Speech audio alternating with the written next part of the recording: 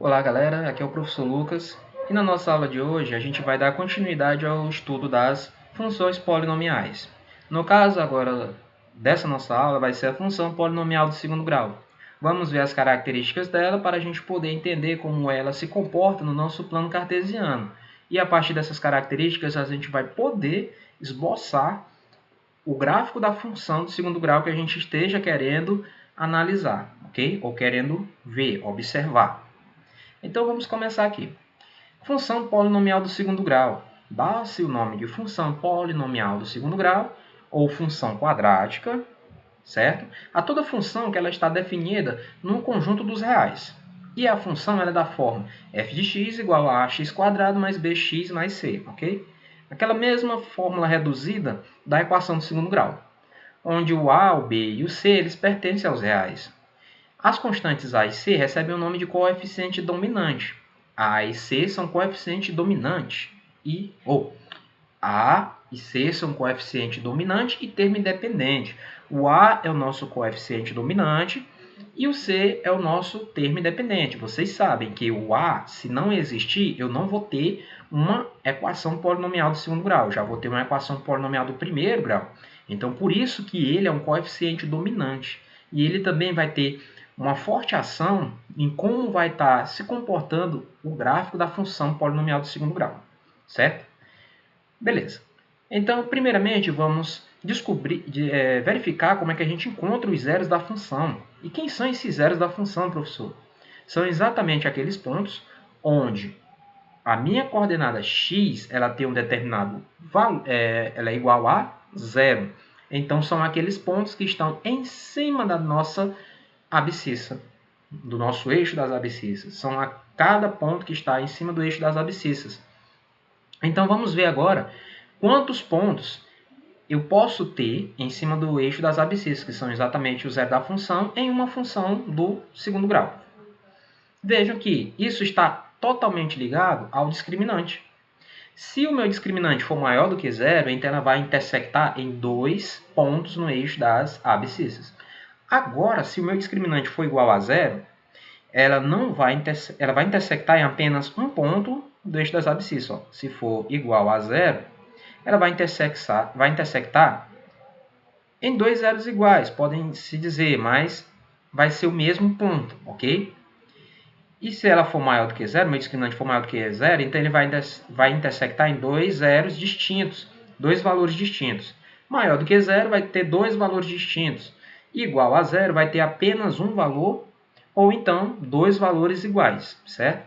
Se for menor do que zero, aí ela já não vai ter zeros, ela não vai intersectar no eixo das abscissas. Professor, ela não vai existir? Não, não é isso.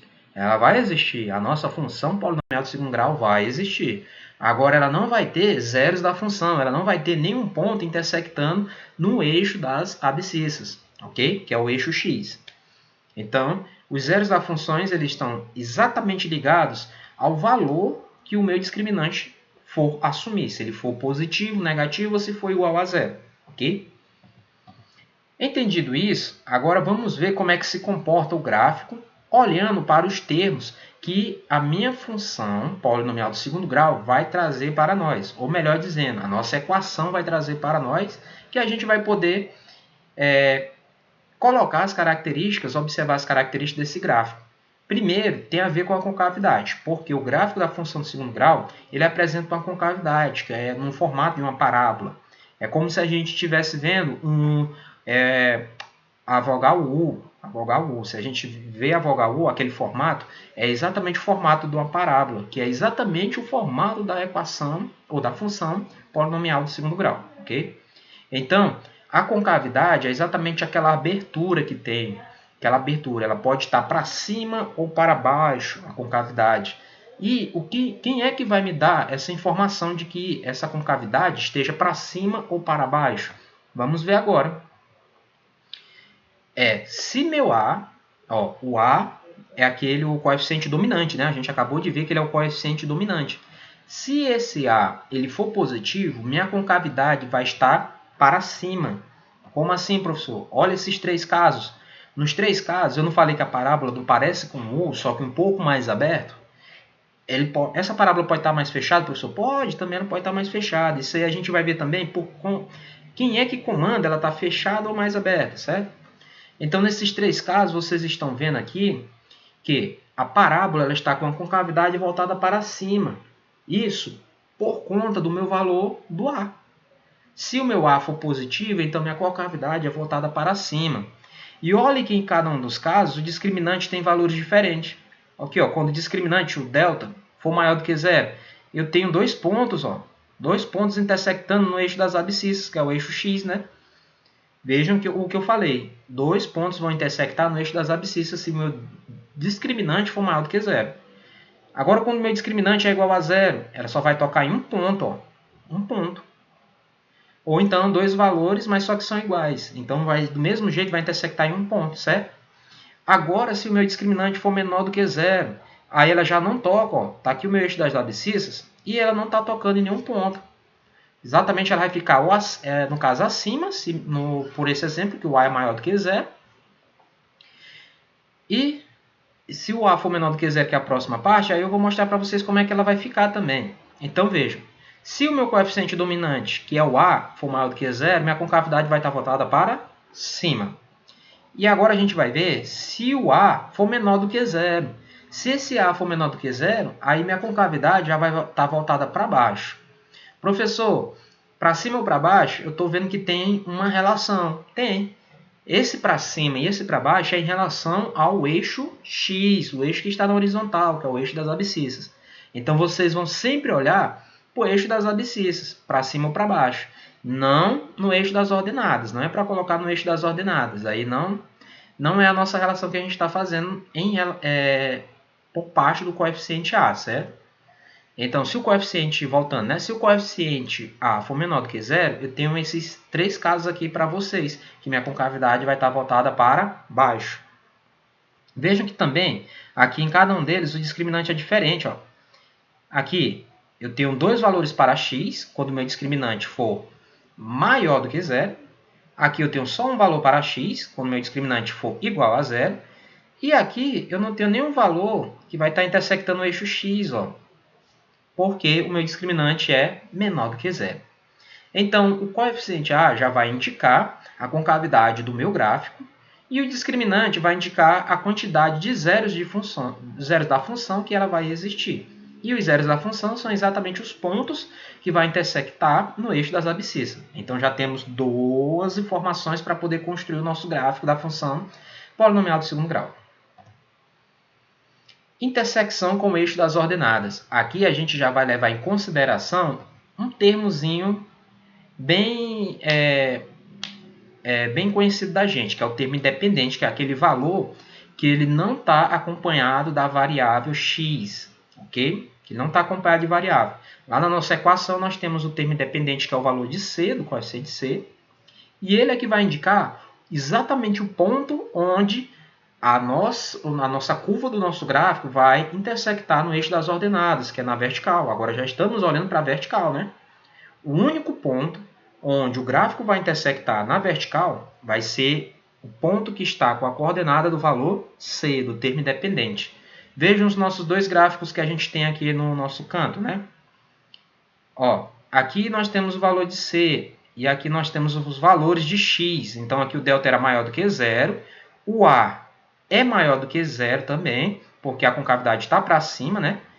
E o valor de C, ele é positivo, porque ele está tocando acima, está tocando nos valores positivos da coordenada y.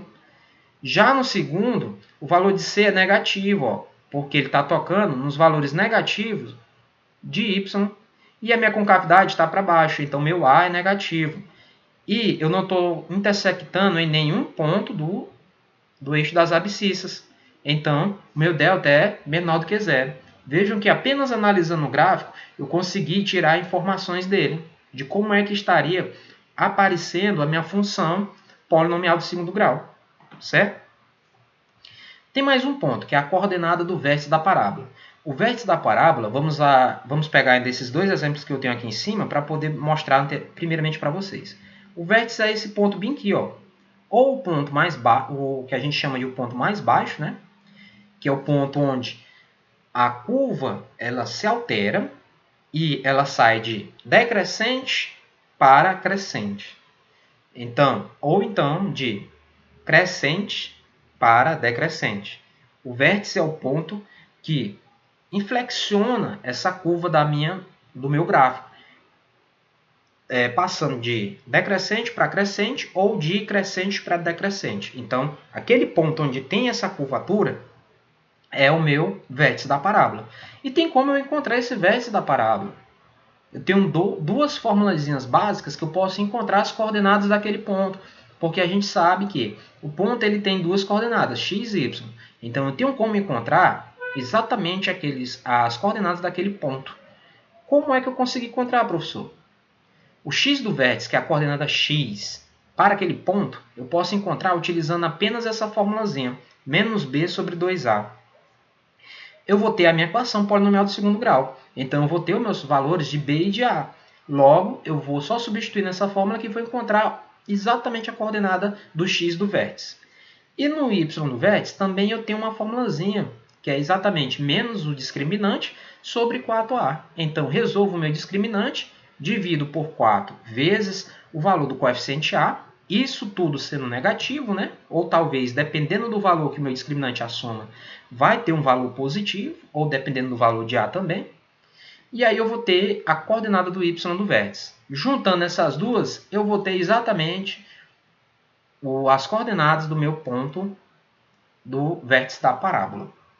E esse ponto do vértice da parábola, a gente ainda vai ver mais algumas aplicações, onde ele vai nos indicar algum máximo ou mínimo da função. Isso vai ficar para a próxima aula, ok? Então, vocês entenderam. Aqui, para eu descobrir as coordenadas do vértice da parábola, eu utilizo essas duas formulazinhas, a fórmula do x do vértice, menos b sobre 2a, e a fórmula do y do vértice, menos delta sobre 4a. Aí eu consigo encontrar as coordenadas do meu ponto do vértice, ok? Então, pessoal, a gente vai ficar por aqui na nossa aula, né? Eu dei para vocês todas as características até então para vocês conseguirem identificar cada um dos pontos dentro de uma função do segundo grau, uma função no plano cartesiano do segundo grau, e também com essas características, com cada um desses tópicos, vocês podem esboçar facilmente o gráfico da função do segundo grau. Então, podem assistir novamente a aula, releiam um livro, façam as atividades e tirem dúvidas, certo? Beleza, pessoal? Pois, até a próxima aula e um forte abraço.